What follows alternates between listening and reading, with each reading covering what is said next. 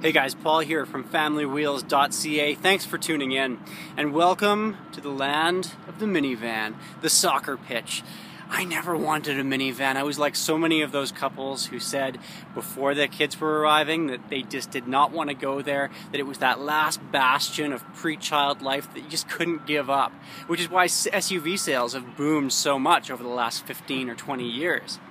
But on a recent trip to Hawaii, we were going with another couple. They have a kid as well, and we knew that we should get a rental car that could fit us all. And we've caved. We got a Chrysler Town & Country. And I have to say, despite the fact that I started by making fun of it, by the end of the week, I was in love with that vehicle. The space, the comfort, the cargo room, it's all there. It's a segment that is seriously grown up over the last 10 years, and the offerings are incredible.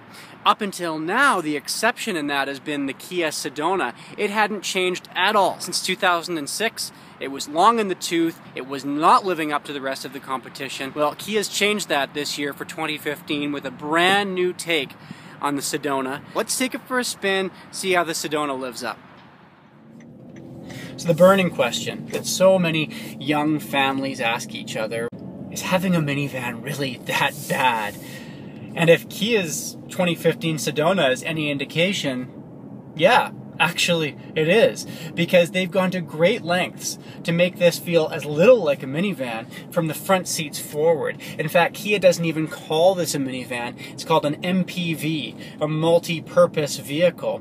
And if you take cues like the dashboard feels much more like a sedan or an SUV, the shifter is no longer up here on the steering column. Instead, it's down here by my thigh. There's no more walk-through from the front seats backward. And the front stylings of the vehicle from the exterior feel much more aggressive and less minivanish as well. In fact, Kia has what's called their tiger nose look to this vehicle. It's something you'll be seeing on all Kias in the years to come. It gives it a more aggressive type stance, and Kia wants you to be able to recognize a vehicle from 200 meters away and go, yep, that's a Kia. The Sedona already has the tiger nose. I think that it looks really quite good.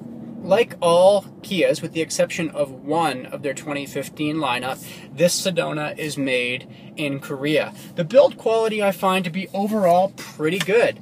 It's a comfortable place to be. The seats are supportive, and this lower LX model comes with cloth seats. The cloth in the Kia is meant to be really tightly knit, and because of that, even if you do spill something on them, they're meant to shed water and liquids rather than suck them up. That's something that I like for families.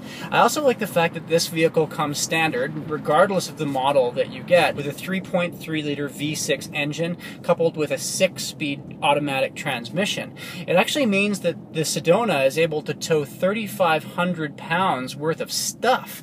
A utility trailer, a pop-up tent trailer, something that you could get away with on the weekends. That's actually a pretty good towing capacity for a minivan.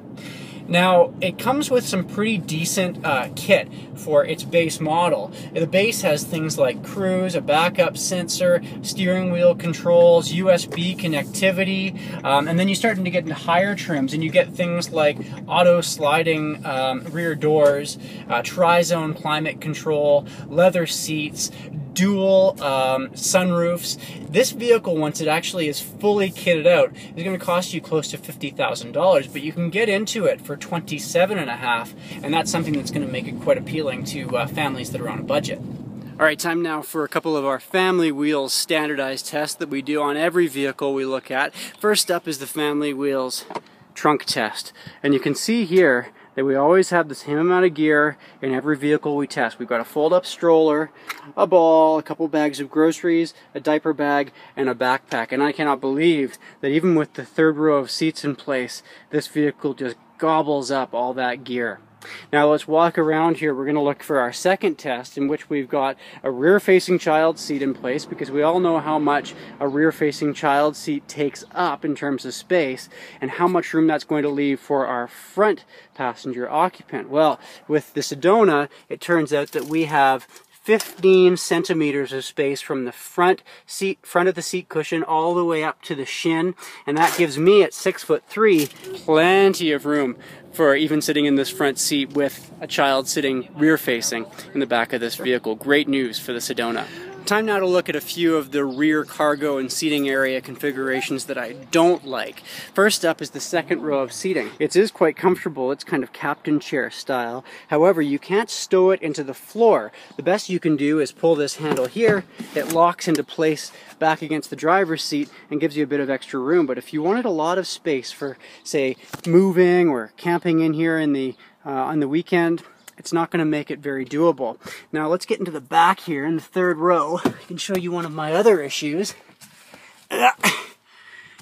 Yes, the headroom in the third row is good for, say, preteen kids, but me, I'm maxing out here. I'm hitting my head. So if you're thinking about this vehicle for teenage kids, for carpooling to hockey games, for example, this could be a bit of a tight fit for larger children. Now that brings me to my third issue.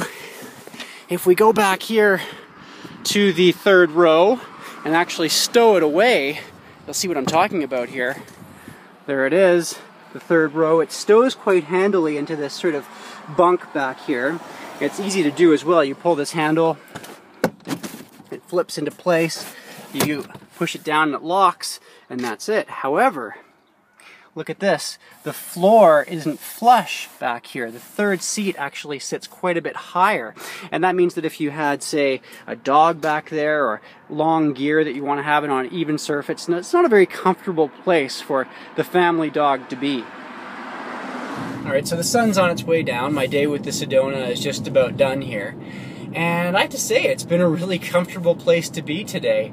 And it's also a safe place to be. The IIHS has considered it top in class for safety. It has a top safety pick rating from the IIHS. It also has a really amazing warranty. Kia is known for its warranties. 5-year, 100,000 kilometer bumper to bumper. If you try and match that with the likes of Honda or Toyota, you're going to be spending about $2,500 extra on the day of purchase. And then when you consider the fact that there's an extra $5,000 for the base model Honda Odyssey compared to the base model Kia, all of a sudden this vehicle starts to make a lot of sense. One thing I will say, don't go to the dealership expecting to be able to make any bargain basement deals.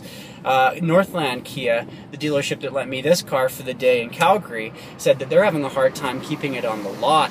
And it's not being changed at all for 2016. However, you know, it's a well-considered product, and I think that, you know, it's about time now that Kia's been able to give Honda, Toyota, Chrysler a run for its money in the minivan market, and the new Sedona certainly does that.